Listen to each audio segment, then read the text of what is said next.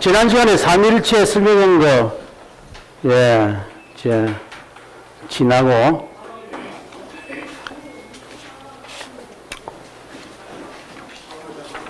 윤지사님, 이 전에 제가 그, 문병호 교수 거 한번 들어봐라 했는데, 한번 들은 적이 있으세요?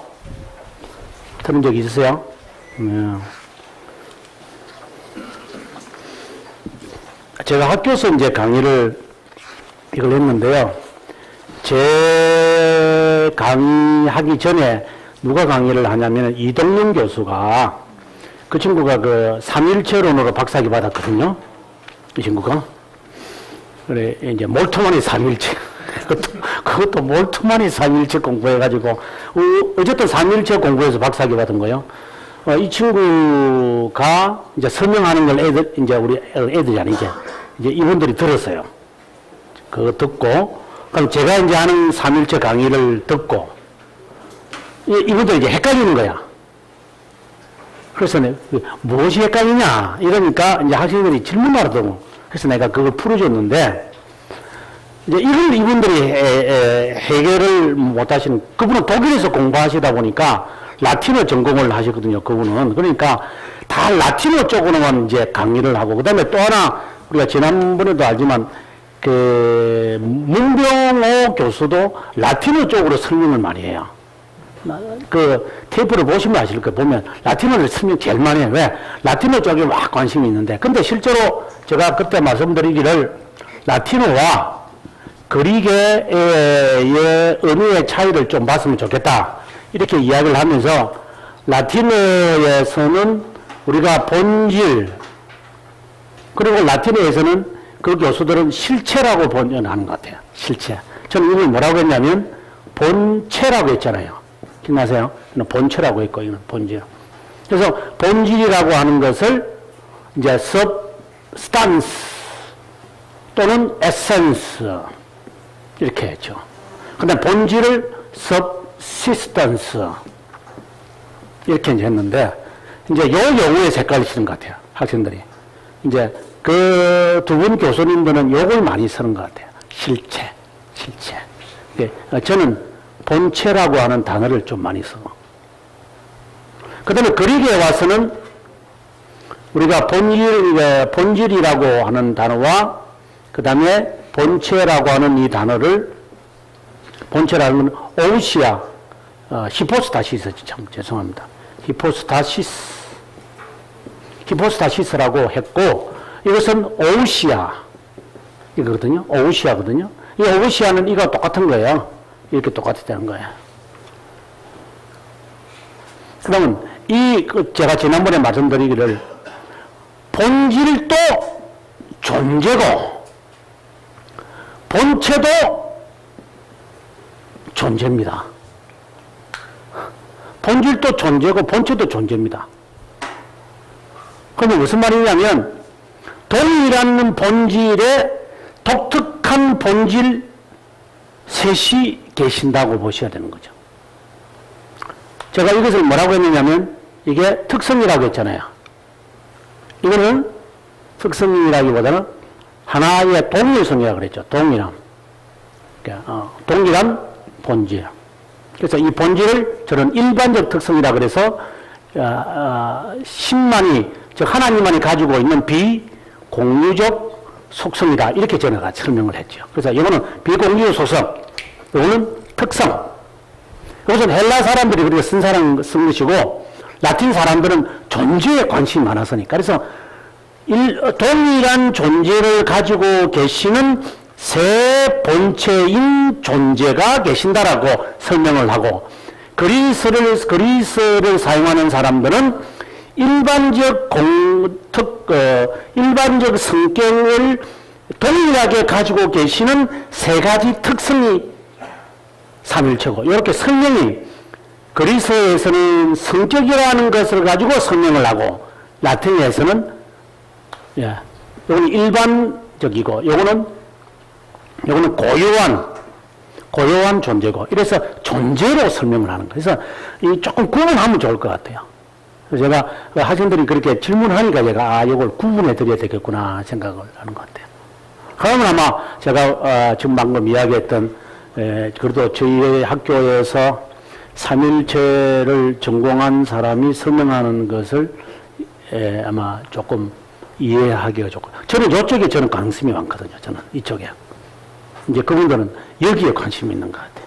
네, 그 좀 차이가 있다는 것인 것 같아요. 그런 관점에서 나중에 다시 그 문병호 교수의 삼일체론을 아마 들으시면 아마 이해하기가 좀 더 쉽지 않아요. 이렇게 딱 구분해놓고 하시면 라틴어와 그리스어를 구분하고 하시면 아마 될 것 같아요.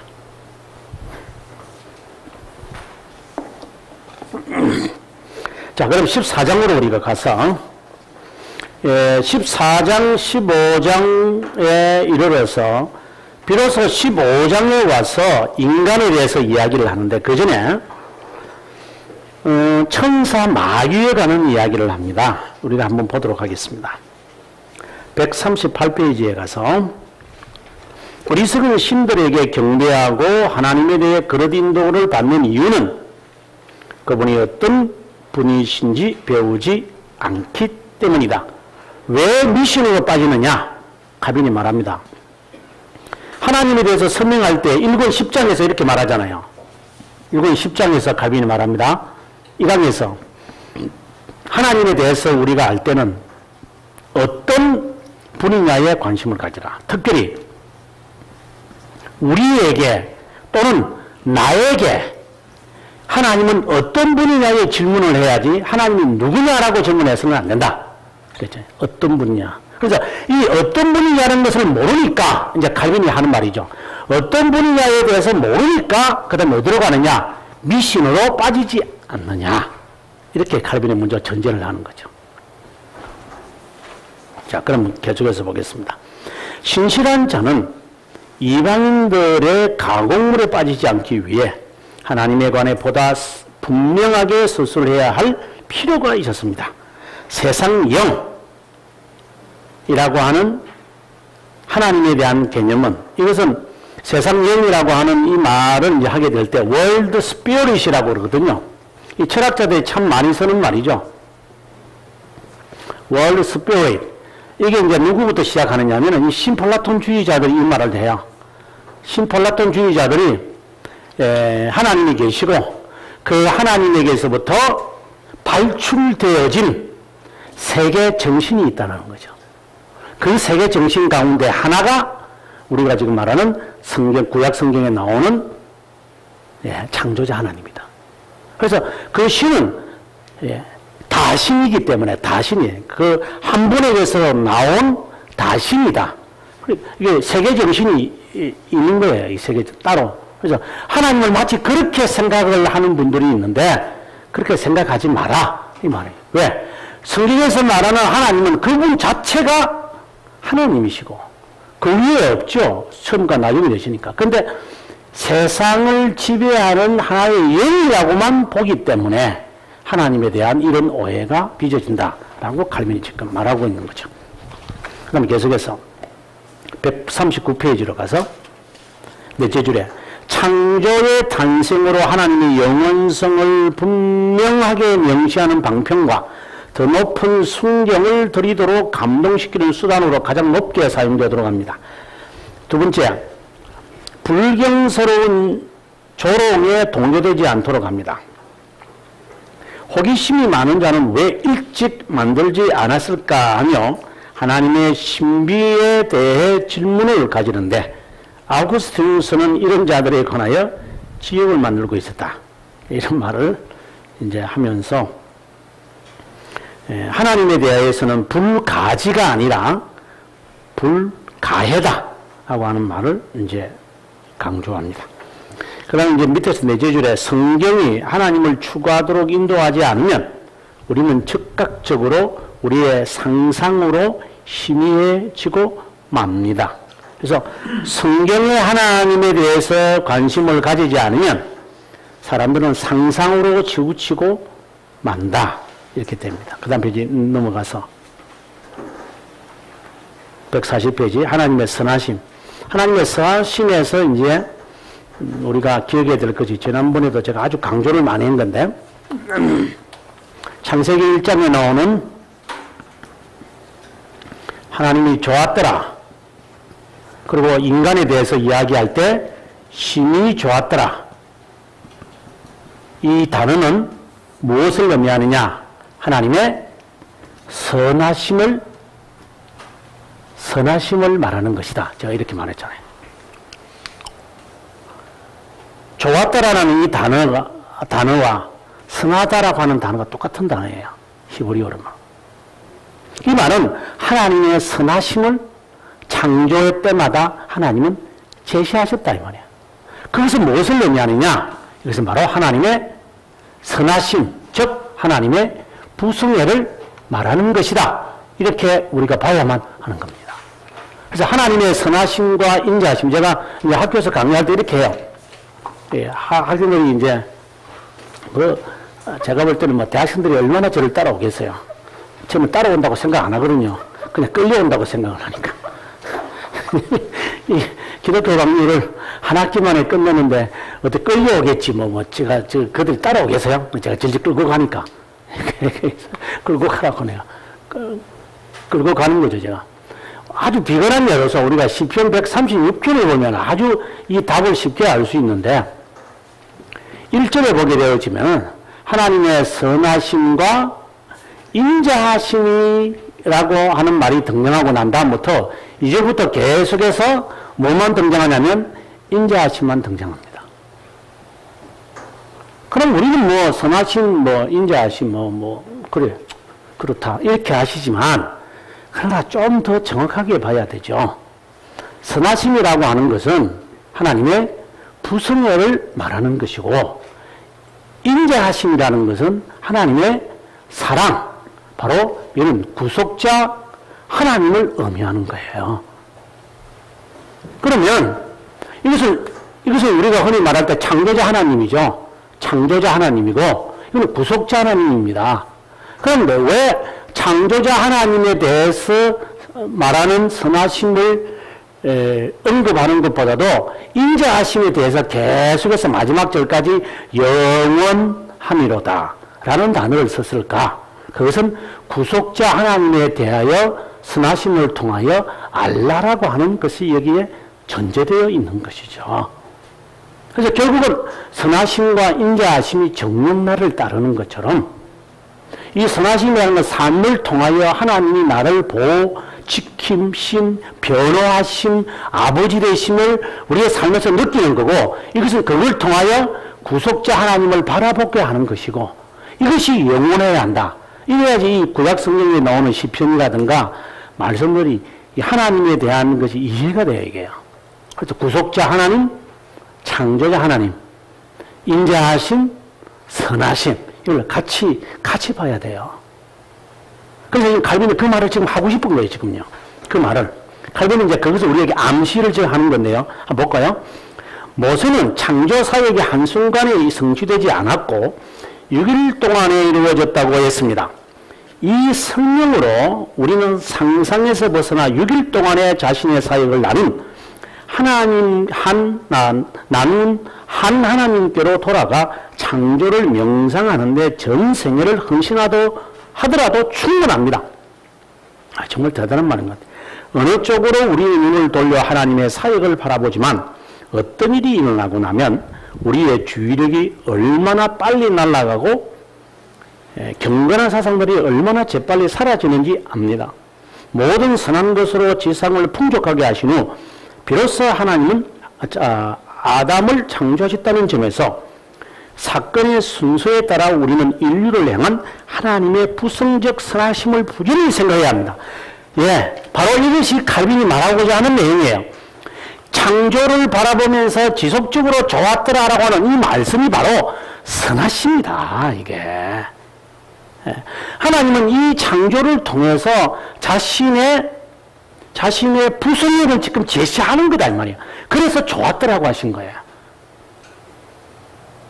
칼빈이 제가 이 부분을 읽으면서 제가 눈이 버뜩 떴어요. 왜 창조 사역이 그렇게 중요한가? 이건 1장부터 했던 이야기이죠. 하나님의 신성이 나타나 있는데 그걸 통하여 부성애를 부지런히 생각해야 한다. 이것이 바로 선하심이구나. 그래서 신앙의 선배들이 선하심을 계속해서 우리에게 말하는구나. 그 다음에 141페이지, 141페이지죠. 위에 보시면, 그분은 둘째 줄에 우리를 향한 놀라운 선하심을 나타내셨습니다.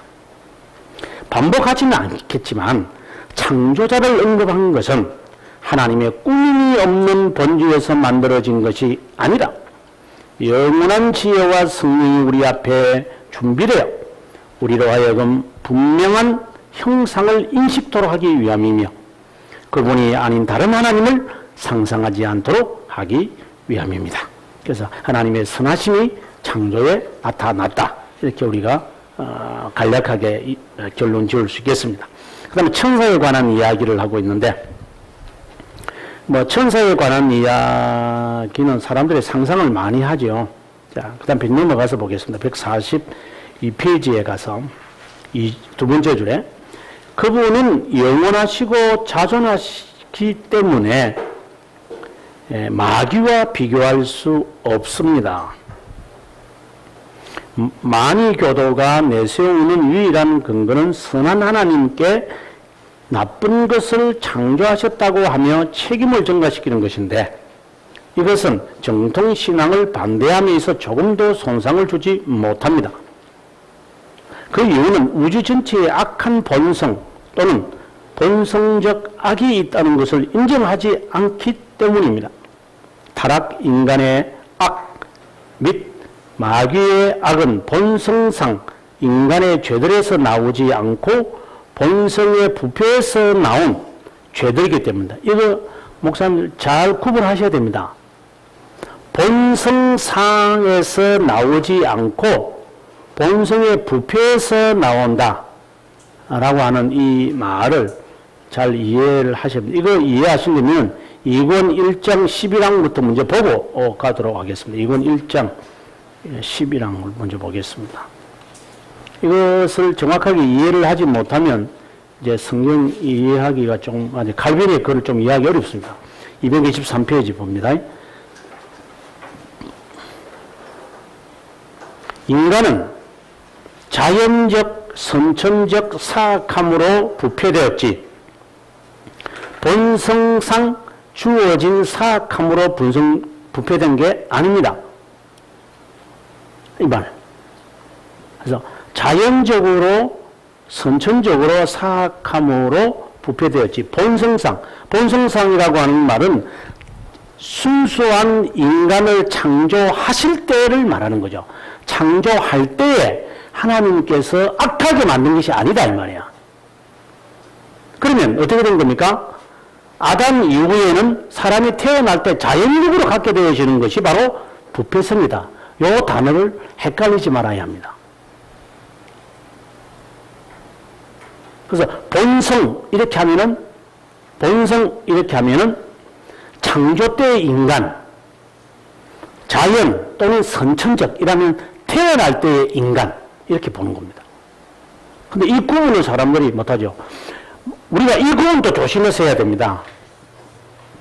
창세전에 하나님이 우리를 택했다. 영원전에 택했다라는 말과 태어나기 전에 우리를 택했다는 말은 다릅니다. 이 말이 이 말하고 같은 줄 아는데 전혀 다른 말입니다. 태어나기 전이라고 하는 것은 타락 후를 의미할 수도 있는 겁니다. 이게 그렇잖아요. 이게 타락 후를 의미할 수도 있기 때문에 조심해야 됩니다. 그래서 이 말을 쓰면 안 됩니다. 이거는 이게 써야 됩니다. 창세 전이든 영원 전이든 하나님이 우리를 선택하셨다 이렇게 되지 태어나기 전이라고 해버리면 타락 후 내가 태어나기 전에 하나님이 나를 선택했다 이렇게 돼버리면 이 의미가 트위스트가 돼버리기 때문에 조심해서 써야 되는 이 말이 더 중요한 거고, 그 다음에 이제 방금 이야기했던 것은 본성이라고 하는 말과 자연적이라고 하는 말에 대해서 좀 차이를 둬야 된다. 이것은 인간이 창조될 때 창조시를 말하는 것이고, 자연적이라는 것은 이것은 출생시를 말하는 것이다. 그래서 우리는 본성적으로 타락한 것이 아니라 자연적으로 타락인 거다. 이렇게 보는 거죠. 이게 헷갈리는 부분들이 꽤 많아요. 이제 요 이야기를 하면서 칼빈이 비로소 예정이라고 하는 단어를 딱 사용합니다. 상당히 흥미있는 이야기입니다. 칼빈이 언제 이 단어를 딱 사용하는가를 보면 이 이야기를 하면서 예정이라는 단어를 쓰고 그 다음에 제가 언약이라는 말은 우리가 아직 안 배웠지만 언약이라는 단어를 칼빈이 언제 쓰느냐는 겁니다. 신구약 성경의 공통성이 우리 아다시피 2권 11장의 제목이 바로 언약이거든요. 신구약 성경의 공통성이 뭐냐? 언약이다. 그리고 웨스트민스터 신앙 고백서의 가장 핵심적 신앙은 뭐냐? 언약 신학이다. 그래서 1638년에 그 스코틀랜드 교회가 그들이 한자리에 모여가지고 맹세할 때 맺은 것도 국가 언약이다. 그러니까 이 장로교와 개혁신학의 핵심은 언약이거든요. 예정이 아닙니다. 사람들은 예정이라고 생각하지만 예정론은 하나의 논쟁이지 절대로 예정론이 어떤 사람들은 칼빈주의 5대 강령이 뭐 칼빈주의다. 그건 전혀 아니만 그건 더 말도 안 되는 이야기. 그것은 예정론을 지금 이야기하고 있는 것이지 제가 6개 신앙 고백서들을 다 제가 이렇게 배열하면서 공부하게 될 때 실제로 칼빈주의 5대 강령은 사실상 교리에 설명할 때요 한 부분밖에 차지 않아요. 실제요. 왜냐면 그건 예정밖에 이야기 안 하니까. 예정하고 구원론 이야기하는 것이죠. 하나님에 대해서 이야기 안 하요. 거기서 하나님에서 이야기 안 하요. 구속자 하나님에 대해서 이야기 안 하요. 종말에 대해서 이야기하고 있나요? 교회론에 대해서 이야기하고 있나요? 성화에 대해서 이야기 안 하요. 이야기하지 않는 부분이 얼마나 많은데 누가 그것을 갖고 칼빈주의를 대표하는 사상이라고 5대 교리를 말하는지 모르겠어요. 저는 진짜 황당한 사람들을 보는 거죠. 그런 사람들이 있다면 가가지고 꿀밤한테 때리고 싶어요. 좀 모르면 가만히 있어. 우리의 말들. 좀 그냥 입 닥치고 있어. 그냥 모르면 가만히. 무슨 칼빈주의가 뭔지도 모르면서 칼빈주의라고 말할 때는 여기서 말하는 언약이라는 이야기를 갖고 이야기를 해야 되죠. 언약 사상이 가장 칼빈이 이제 중요하게 다루는데 그러면 언약이라고 하는 단어를 말할 때 칼빈이 어디서 끄집어내느냐는 거죠. 아까 제가 말할 때 본성과 자연이라고 하는 말을 통해서 칼빈이 예정이라는 말을 이제 하고 싶으니까 이 단어를 지금 설명하는 거거든요. 그렇다면 언약이라고 하는 단어를 설명할 때는 칼빈이 어떤 배경 속에서 말하고 있는 것인가 이걸 봐야지 칼빈이 이제 이야기하죠. 이것을 말할 때는 칼빈이 3권 14장에서 비로소 처음으로 이야기해요. 그러면 3권 14장이 뭔데요?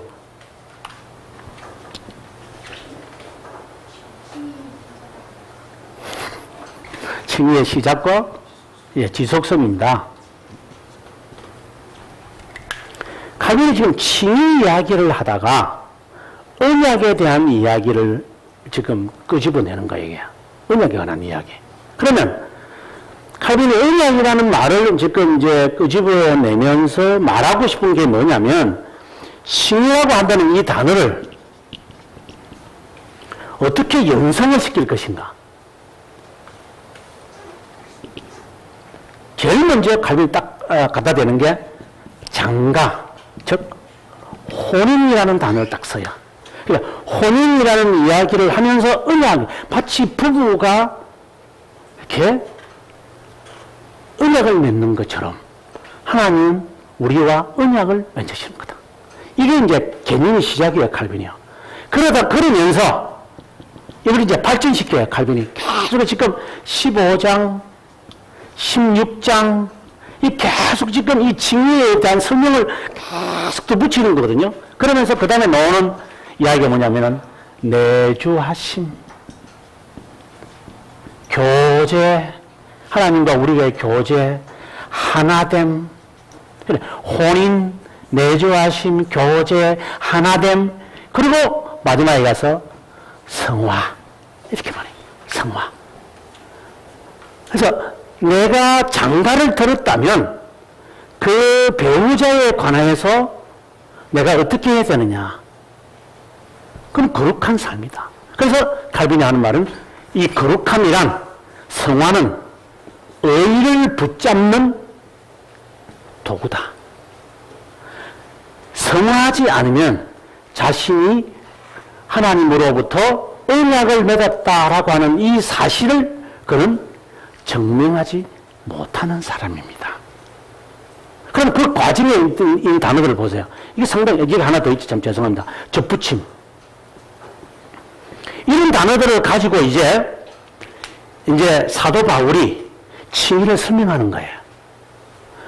사도 바울이 칭의를 지금 설명할 때 4장부터 이제 칭의하는 단어를 이제 끄집어내어가지고 죄 용서와 관련을 지으면서 이제 접붙임에 대한 이야기까지 그가 이제 이걸 끄집어 내려갈 때 가장 그 말하고 싶은 것이 무엇이었는가?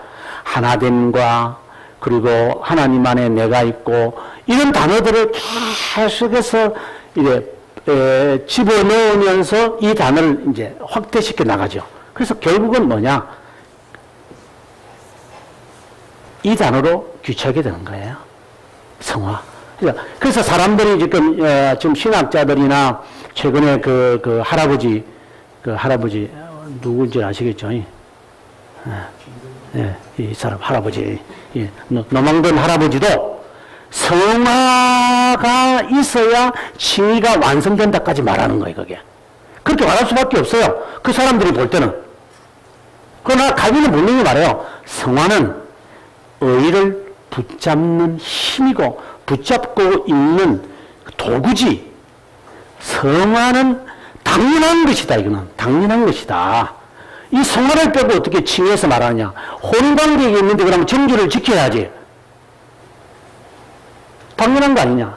이런 식으로 말하는 것이 칭의가 마치 성화가 마치 칭의를 얻게 하는 것처럼 막 이렇게 말해버리면 그 사람은 칭의의 개념을 잘 파악하지 못하는 것이죠. 아무튼 칭의라는 개념을 이제 칼빈이 확대시키려고 딱 등장시킨 단어가 뭐냐? 언약이라고 하는 단어죠. 이제 그걸 이해하면 성경 전체에 흐르는 여러 단어들을 결국은 언약이라는 단어의 카테고리 안에 다 분류시키는 것이구나. 그래서 내가 그리스도 안에서 내가 산 것은 내가 사는 것이 아니고 내 안에 있는 그리스도를 위해서 사는 것이다. 결국 이것은 뭐냐? 거룩하게 살기를 위한 언약 백성으로서의 고백인 거죠, 이게. 이게 고백인 거예요, 이게. 이제 이 속에서 그 본문의 말씀들이 이제 답이 나오게 되겠죠. 상당히 흥미있는 것 같아요. 그래서 지금 우리가 지금 본성 자연적인 나왔는데 이 이야기를 하게 된 배경은 칼빈이 예정이라는 단어를 설명하고 싶으니까 이 말을. 그래서 제가 하는 말이 창세전이라 영원 전에 하나님이 우리를 예정하셨다고 해야지 태어나기 전에 예정했다는 말을 하면 안 된다 이 말이에요. 그러면 우리가 아르미니우스가 하는 말들이기 때문에 이건 아르미니우스가 하는 말이죠. 태어나기 전에. 그래서 타락 전이냐 타락 후에 관심이 있죠, 이 사람은. 예정론을 부인하고 싶으니까 성경의 예정론은 창세전이라고 하는데 이것을 말해버리면 안 되니까. 그래서 아르미니우스를 딱 끄집어낸 게 뭐냐면 태어나기 전, 즉 다른 말로 말하면 타락 전이냐 타락 후냐 이 단어를 써서 자기는 이 예정론을 부인하고 싶은 거예요. 근데 여기에 우리가 빠져버리고 말잖아요. 빠지면 안 되죠, 이거. 이 단어로 대처시켜야죠. 우리가 이 단어를 쓰니까 이렇게 함정에 빠져버리고 만다는 거죠. 영어를 쓸 때에 우리가 몰랐을 때는 어쩔 수 없지만 알고 나면 이 단어 쓰면 안 되죠. 이 단어는. 그래서 제가 223페이지에서 이제 본성, 그 다음에 선청이라는 단어가 나왔고, 222페이지에 보면은 제가 굵은 글씨를 해놨죠. 여기서 칼빈이 예정이라는 단어를 처음 이제 그가 쓰게 됩니다. 하는 말을 제가 하게 된 것입니다. 이건 제가 한 게 아니고 칼빈이 한 말이죠.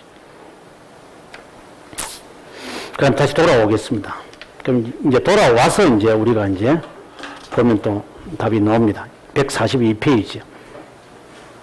6째 줄에 우주 전체에 악한 본성 또는 본성적 악이 있다는 것을 인정하지 않기 때문에 이 말이죠.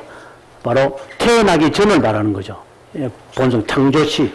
이걸 인정하지 않기 때문에 타락, 인간의 악, 마귀의 악은 본성상 인간의 죄들에 들어오지 않고 본성의 부패에서 바로 이게 자연적을 말하죠. 부패에서 나온 죄들이기 때문입니다. 이렇게 말합니다.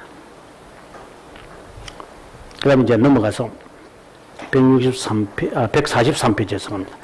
143페이지에 가서 넷째 줄에 하나님의 말씀이 인도하는 것 이상으로 애매모호한 일들을 말하고 생각하고 알려고 하지 말아야 한다. 이것을 나중에 칼빈이 뭐라고 말하냐면 예정론 설명을 하면서 유식한 무지라고 이야기를 하죠. 나중에 가서. 두 번째, 성경을 읽을 때 훈계하려는 것을 지속적으로 묻고 묵상해야지 호기심을 즐기거나 무익한 것을 탐구하지 말아야 합니다. 넘어가겠습니다. 쭉 그냥 수호 144페이지 뭐 수호 천사 있느냐 없다. 그 말을 하고요. 그 다음에 이제 임무에 보면은 천사의 임무는 뭐냐? 우리를 하나님을 대신하여 우리를 보호한다. 이렇게 간단하게 말하면 좋은데 그렇다고 수호 천사라고 개인을 보호하는 천사는 없다. 그 이야기를 하고요. 145페이지에 가서 천사들이 무슨 계급이 있는 것으로 말하지만 계급이 없다. 이렇게 칼빈이 딱 잘라 말합니다. 그 다음 넘어가서 146페이지에 천사가 존재하는 목적은 여기 보시면 하나님은 왜 직접 사역하시지 않고 천사를 메신저로 사용하시는지 궁금해하는 자들이 있습니다. 그것은 그분이 천사들 없이 사역을 못하시기 때문이 아니라 우리가 연약하기 때문에 우리를 위로하시기 위해 하나님은 천사들을 사용하시는 것이다. 이렇게 말합니다. 마귀에 관해서는 이야기도 마귀에 관하여 언급하는 이유는 뭐냐? 147페이지 제일 밑에 줄에 천사는 우리를 보호하는 데 목적을 갖지만 성경이 마귀를 언급하는 목적은 분명하게 말합니다. 하나님께서 그들의 엄험한 음모로부터 우리를 어떻게 보호하시는지 어떻게 알맞은 무기를 사용하여 그들을 내쫓을 수 있는지를 가르치기 위함입니다. 그래서 사탄을 하나님께서 언급하고 마귀를 언급하시는 이유는 뭐냐면 우리를 하나님이 얼마나 보호하시는지를 깨닫게 하기 위함이다. 이렇게 결론을 짓죠. 그래서 마귀의 존재를 파악해야죠. 특별히 마귀의 존재에 우리가 잘 설명되어 있는 게 요한계시록 13장이지 않습니까? 네. 아주 자세하게 마귀의 존재, 우리가 아다시피 내가 엎드려서 절하고 있는데 천사가 이제 무저병의 문을 열어주니까 동물이 나온다. 몸은 표범같이 날씬하고, 뿔은 10개가 있고, 눈은 거의 7개씩 있고, 이게 말도 안 되는 소리죠. 아니, 표범같이 이게 꼬리 있는 돔이, 머리가 몇 개야? 7개 이렇게 달려있고, 그게 뿔이 달려있고, 이게 이게 말이 되는 겁니까, 이게? 근데 사람들은 그걸 이렇게 그림을 그리더라고요, 또. 여러분, 인터넷 가보세요. 예. 요한계시록 13장에 있는 동물 하면요, 이 그림이 있어요. 그 그림을 보고 뭘 알겠어? 그 그림을 말하는 것이 아니라, 우리가 볼 때는 어떤 사람도 괴상하고, 망측스럽고, 이래서 사람들은 매력을 간다는 거예요. 지금 우리가 지금 좀 다른 이야기를 한다면, 이야기 쉽게 제가 다른 이야기 한다면, 1차 세계대전 할 때, 히틀러가 하사로, 아주 말단입니다, 이거 말단 하사가. 말단으로 간 친구가 어떻게 갑자기 나치즘으로 이렇게 지도자가 됩니까? 역사가상 다 이야기해요. 당시에 공산당이 있었는데, 공산당을 이렇게 반대하는 세력에 앞장서서, 공산당을 반대하는데 앞장선 사람들이, 이제, 이 친구를 중심으로 이렇게 옹입이 되어졌다. 이렇게 말들은 해요. 그러나, 어떤 사람들이 이런 말을 해요. 그것도 맞죠. 예, 그 많은 말은. 그러나 아주 간단한 이야기예요. 여성들 때문이었다. 이렇게 말을 해요. 왜냐하면 여성들은 이 옷을 남자들이 이렇게 점잖게 입으면 마음에 안 드는가 봐요. 예, 우리 목사님처럼 이렇게 한국 사람처럼 이렇게 점잖게 입고 안 돼. 이게 좀 별나게 바지 쫙쫙 잡아 째고 철사 같은 거 잘 긁고 다니면 여성들이 쳐다본대요. 그래서 그 친구가 뭘 했느냐? 수염을 딱 열어버렸죠. 아니, 세상에 누가 그랬어요? 수염 잘라내고 하지. 호도리가 딱 자라가지고, 딱 시원하게 어디서 수염을 이렇게 만들어요? 이렇게 해가지고, 이거 재밌게 생겼잖아요. 이렇게. 멋있게 생겼어요. 수염을 이렇게. 그 다음에 또, 나중에 이제 미군이 이제 노르망디 이제 대작전을 성공하고 난 다음에 노르망디 좀 성공하고 이제 이쪽에 서쪽에서부터는 프랑스부터 해가지고는 이제 독일을 압박하고 저쪽에서는 이제 미국이란다. 러시아 애들이 이렇게 밀어붙이잖아요. 이렇게 막 밀어붙이면서 이렇게 샌드위치가 지금 이 애들이 이게 되게 될 때에 이제는 완전히 코너에 몰린 거죠. 이쪽과 이쪽 양쪽에서 이렇게 샌드위치를 시켰을 때 이 사람들이 마지막 전투를 이제 결의를 해요. 이 사람들이요. 마지막 전투를 막 할 때 그때 히틀러의 연설을 들어야 됩니다. 지금 모든 소문은 뭐냐? 다 패배다 하는데 히틀러가 나와가지고 우리 보통 이제 영화의 장면에 보면 그 장면이 잘 나와요. 마지막 이렇게 연설할 때의 모습. 야, 그때 앉아있으면 누구든지 다 빠질 것 같아요. 제스처가 그냥 굉장히 정렬하거든요. 이러면요, 사람들은 빠져요. 그래서 목사들이 단상에서 설교 안 하고 막 돌아다니잖아요. 사람들을 막 격려하려고. 그럼 사람들이 그냥 좋아가지고 하는 것 같아요. 그 못난이들인데. 꼭 보면 이게 돌아다니는 사람들은 항상 조심해야 돼. 설교할 때 가만히 앉아있지 못하고 해요. 제가 좀 우스갯소리지만 사탄의 이런 모습들을 성경이 말할 때는 그런 존재가 있다는 것이 아니라 저는 괴상망측한 존재가 있다는 것을 사람들은 매력을 느낀다는 거예요. 다 그렇게 돼 있어요. 다 매력을 느껴요. 그래서 그 사람 밑으로 다 들어가고 싶다는 거죠. 이게 지금 13장에서 말하는 내용이잖아요. 다 들어간다. 거기에 표를 받지 않는 사람들은 매매도 하지 못하고 주고 팔고도 하지 못하면서 어려움을 당할 것이다. 그래, 그 세력에 다 붙어야 된다. 지금 사탄을 이야기할 때에 성경이 그렇게 말하는 것처럼 지금 칼빈 선생이 마귀에 대한 언급을 성경이 하는 이유는 뭐냐? 그런 사탄의 업무가 있다라는 것, 그리고 그들을 너희들을 보호하신다라고 하는 것을 동시에 생각해야 한다. 근데 빠지지 마라 이 말이죠. 여기 있다 저기 있다 하더라도 빠지지 마라. 근데 잘 빠지지요. 제가 볼 때는 한국 교회 네, 정말 잘 빠지죠. 계속해서 갑니다. 149페이지 중간에 마귀도 하나님의 피조물이지만 그의 본성에 근거한 사악이 창조에서 시작된 것이 아니라 타락에서 근거함을 기억합시다. 마귀도 타락했잖아요. 그 다음 이제 넘어가서 하나님의 권세하에 있다 이런 말들인데요. 그냥 넘어가 주시고 151페이지에 가서 제가 하나 아닙니다. 이걸 제가 표현을 좀 잘못한 것 같아요. 위에서 하나, 둘, 셋, 넷, 다섯, 여섯, 일곱째에 보면 우리가 연약하고 경로의 불길에 쌓이는 이것보다는 제가 요번에 재판할 때는 이걸 좀 고쳤네요. 쌓인 같아요. 쌓인. 그러니까 쌓인이 아니라 쌓인.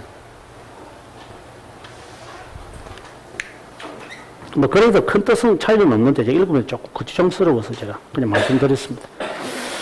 그 다음 넘어가서 두 번째 교훈 153페이지에 가서 창조사역의 첫 번째 교훈이 있는데요. 그게 이제 152페이지에 이제 첫 번째까지 153페이지에 가서 첫 번째 교훈이 있고 넷째 줄에 있죠. 그 다음에 두 번째 교훈은 여기 보면 이렇게 씁니다. 하나님께서 우리의 유익과 구원을 위해 모든 것을 창조하셨을 뿐만 아니라 우리에게 주신 많은 혜택들 속에 자신의 능력과 은혜를 느끼도록 하셔서 그분을 신뢰하고 그분께 기원하고 찬양하고 사랑하도록 이끄는 것입니다. 천지 창조는 우리를 위한 것으로, 이거 선하심이라고 아까 제가 말씀드렸죠. 우리에게 유익하고 유용한 것을 예시하시고 준비하셔서 우리를 향한 그분의 섭리와 부성적 우려를 나타내고 있다. 그래서 창조에서 두는 두 가지 교훈. 첫 번째는 그 넷째 줄에 하나님의 사역을 거룩하게 묵상하여 하나님의 그 측량할 수 없는 지혜, 능력, 공의, 선하심을 추구해라 라는 것이고, 두 번째는 그분을 신뢰해라 라고 하는 이야기입니다. 그러나 창조시에 있는 인간에 대해서 간략하게 말하면 여기서 이제 핵심적인 단어가 나오죠. 바로 간략하게 이야기를 하면 제가 계속 설명해 왔기 때문에 그렇게 새로운 것은 아니겠지만, 그러나 칼빈이 인간에 대해서 설명하게 될 때에 창조시, 그 다음에 타락 후, 그 다음에 중생 후, 그 다음에 영화, 시, 이렇게 네 종류로 설명을 하고 있다. 그럴 때 이 네 종류로 설명하게 될 때 꼭 알아야 되는 것이 뭐냐?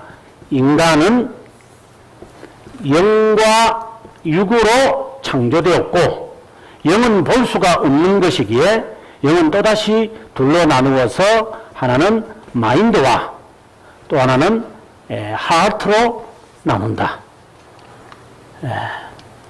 영. 왜? 영의 기능을 가지고 우리가 보이지 아니하는 영을 우리가 기능을 통하여 알 수 있다. 이 말이 존재를. 그러면 이 마인드라고 하는 이 기능 안에는 또다시 이제 있는 것이죠. 그게 바로 이성이고 오성이고 그 다음에 지성이다.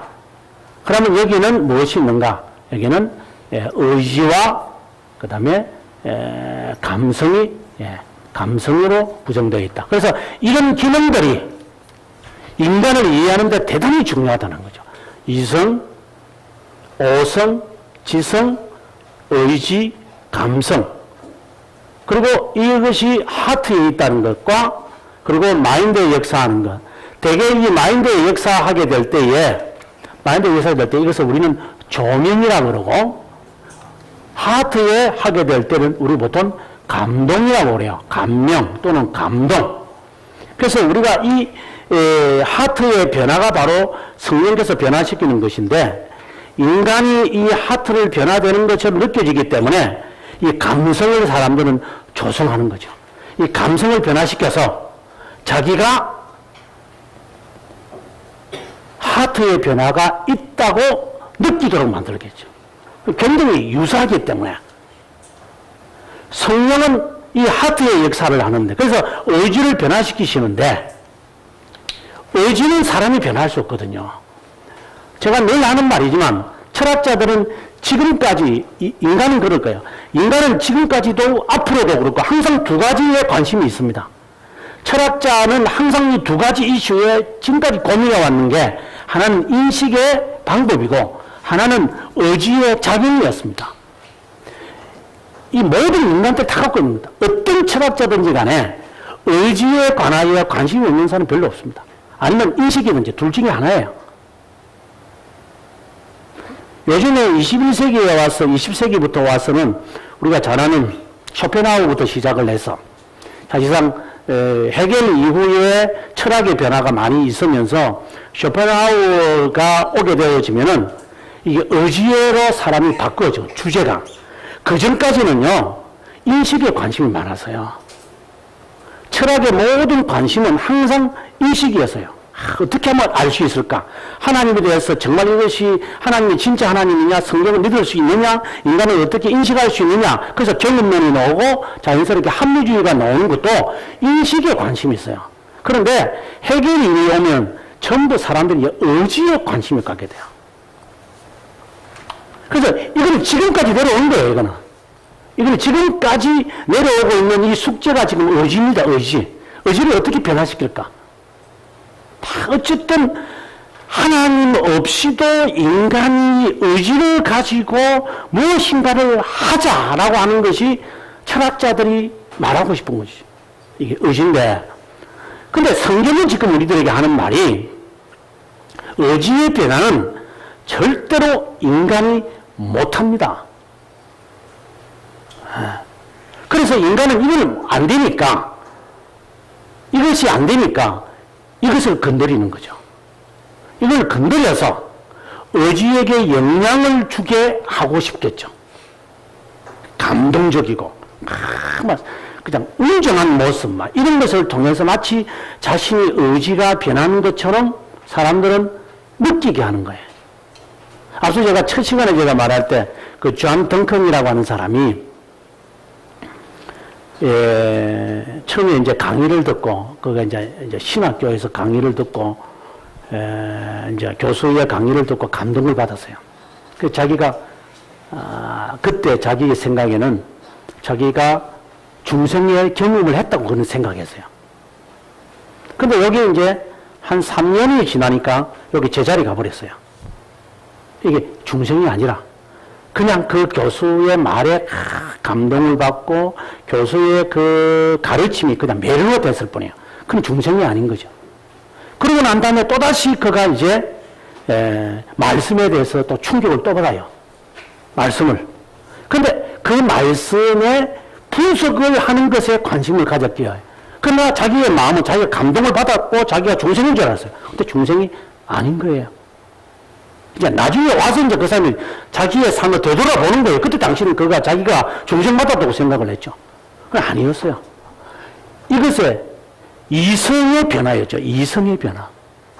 생각이 전환이 됐다 보니까 자기가 마치 중생인 것처럼 느껴진 거예요. 그건 생각이 변화이거든. 그러고 난 다음에 나중에 아까 제가 말씀드린 대로 목사가 되고 난 다음에 이 사람이 개종을 해요.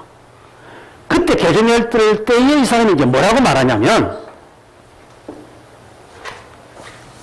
이 의지의 변화가 됐기 때문에 삶의 변화가 반드시 나왔다 이 말이야. 근데 앞에서 이야기했던 감성의 변화나 이성의 변화는 삶의 변화, 생각의 변화가 있지만 삶이 안 따라갔더라. 그러니까 중생을 그냥 맛만 보았을 뿐이지 중생을 경험한 게 아니죠. 그러니까 저는 지금 계속해서 하는 말이 저는 한국교회 수많은 사람들이 교회에 다니지만 저 사람들이 뭐 중생했고 뭐 구원받은 거로 쭉쭉쭉 줄 서고 뭐 다니겠지만 저는 중생했다고 보진 않아요. 삶이 안 변하면. 삶이 안 따라오면 그건 중생인 게 아니죠. 자기가 중생했다고 생각할 뿐이죠. 그리고 자기가 느꼈을 뿐이죠.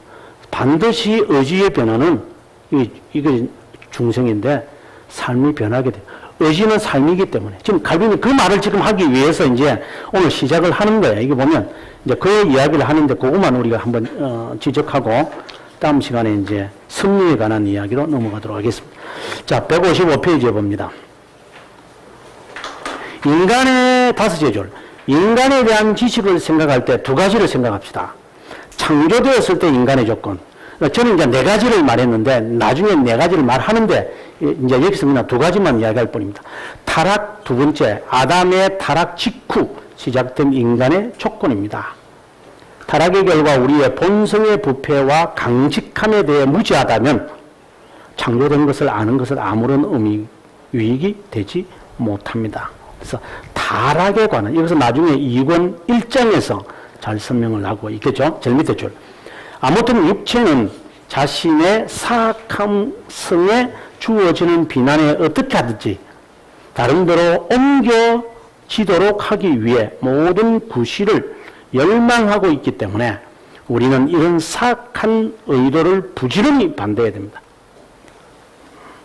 자신의 내적에 있는 이 사악성이 있는데 그것을 대단히 항상 싸워야 한다 이 말입니다. 그 다음 넘어가서 영이란 인간은 영과 몸으로 구성되어 있습니다. 이따금 영을 영혼이라고 부르는데 이런 이름은 영과 동의어입니다.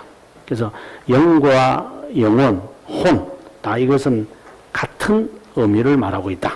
이렇게 보셔야 됩니다. 그러면 이제 넘어가서 둘째 줄에 157페이지. 이런 지성의 좌석은 틀림없이 영입니다. 지성. 요 지성이지. 지성의 좌석은 바로 영이 자리를 잡고 있습니다. 이런 지성은 잠을 자는 가운데서도 활동합니다. 영은 미래 사건을 예지하고 결코 일어나지 않는 것들에 대하여 예감도 우리에게 암시합니다. 이게 참 문제지요. 이게 지성이요. 지성이 미래 것을 예측하거든요. 그러니까 어떤 사람들은 기도 생활을 해가지고 미래를 말하는 사람이 있어요. 이것은 제가 늘 하는 말이지만, 왜냐하면 자기가 성령으로 조명이 되어져서 하는 것인지를 정말 그 사람이 판단하지 않으면 어려워요.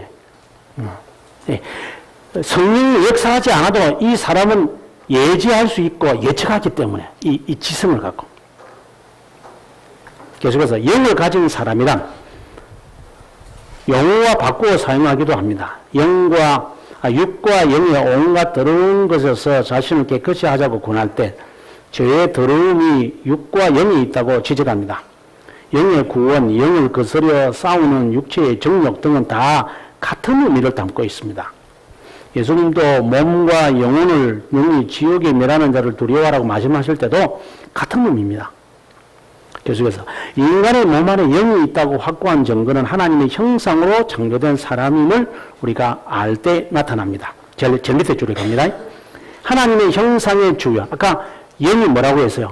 형상이라 했잖아요. 제 밑에 줄에 그 형상의 주요한 자석에는 무엇과 무엇이 있어요? 마음과 지성이 있다 이렇게 말하죠. 이 두 가지가 있다는 거죠. 또는 영과 그 능력에 있었지만 빛나지 않은 몸에는 그 영광의 어떤 광채도 없는 것입니다. 그러니까 중생에 대해서 잠깐 이야기해요. 중생에 대해서. 형상에 대한 우리의 정의는 이제 영을 말하겠죠. 인간을 탁월하게 만들고 하나님의 영광의 거울로 여겨지는 재능들이 무엇인지 보다 분명하게 나타날 때야 비로소 완전하다고 여겨집니다. 그래서 기능, 영의 재능을 생각해야 이게 이제 영에 대한, 즉 형상에 대한 말을 제대로 설명할 수 있다라고 하는 말입니다. 하지만 이것은 본성의 부패의 구조책에서 가장 잘 알려질 수 있습니다. 이거 타락에 대해서, 그래서 이건 1장에서 설명하겠다는 말입니다. 아담이 첫 번째 상태를 상실했을 때 하나님으로부터 멀리 떨어져 있다는 것은 의심할 여지가 없습니다. 그러므로 하나님의 형상이 그 안에서 완전하게 없어지거나 진멸되지 않았다고 인정하지만 너무나 부패해서 남아있는 어떤 것이라도 무서울 정도로 기형체이기에 우리의 구원은 두 번째 아담이라 불리는 그리스도로 얻어진 혁신으로 시작합니다. 그 이유는 그분이 참되고 본질적 고결성으로 우리를 회복하시기 때문에 신자들이 그리스도로 소생시키는 성령을 아담이 창조된 생명과 비교하면서 중성이 베풀어지는 보다 풍성한 은혜를 찬양하지만 중성의 목적이 하나님의 형상으로 새롭게 형성시키는 데 있다는 선명과는 모순되지 않습니다. 이 혁신에서 우리가 알아야 하는 것은 먼저 지식이고 두 번째 참된 의와 거룩이라는 것입니다. 여기서 우리가 추론해야 할 수 있는 것은 태초의 하나님의 형상이 지성의 빛, 심정의 정립, 모든 부분의 건전함으로 명시되었다는 것입니다. 그래서 태초에 하나님이 인간을 창조하실 때 지성의 빛, 심정의 정립, 여기서 말하는 정립이라는 것은 심정의 정립이라고 했는데 이것은 올바름을 말합니다. 올바름은 심정이 올바로 되어지도록 하나님은 처음에 창조하셨다. 이 말이에요. 처음에 창조할 때는. 그 다음에 모든 부분이 건전하다. 하나님이 우리를 창조하실 때의 모습입니다. 그럼 좀 더 내려가서 밑에 셋째 줄에 형상이 구성하고 있는 특성들을 알기 위해 영의 재능을 적절하게 다뤄야 된다. 그래서 이 형상, 하나님이 창조하실 때의 형상, 이 형상은 바로 영이잖아요. 영을 이해하려면 기능을 이해해야 된다. 아까 제가 했던 말입니다. 기능을 이해해야 된다. 이것은 7항에서 설명합니다. 칼빈이. 이 기능을 이해하지 못하면 인간을 제대로 이해하지 못하는 겁니다. 이 말입니다. 영을 제대로 이해하지 못하는 겁니다. 그 7항으로 가겠습니다. 시간이 돼서 지금 요것만 읽고 마칩시다. 인간의 부패에 대해 무지하고 서로 다른 인간의 두 상태에 혼동하는 것에서 비롯된 것입니다. 영은 두 부분, 지성과 의지로 나누어져 있습니다. 지성의 직무는 인정될 것인지 인정되지 않을 것인지에 따라 대상을 구별하는 것이고 5성이죠. 의지의 직무는 지성에 선한 것임을 선언하는 것을 선택하고 따르는 것이 행동입니다. 나쁜 것임을 선언하는 것을 거절하고 피하는 것이라고 철학자들은 말합니다. 이것은 철학자들이 하는 이야기입니다. 그러면 이제 칼빈이 이제 그 다음에 와서도 설명을 합니다. 자, 그래서 오늘 우리가 다음 시간에 이 부분을 다시 우리가 설명을 하겠지만 지금 칼빈이 하나님에 대해서 쭉 설명하고 난 다음에 이제 인간으로 넘어갑니다.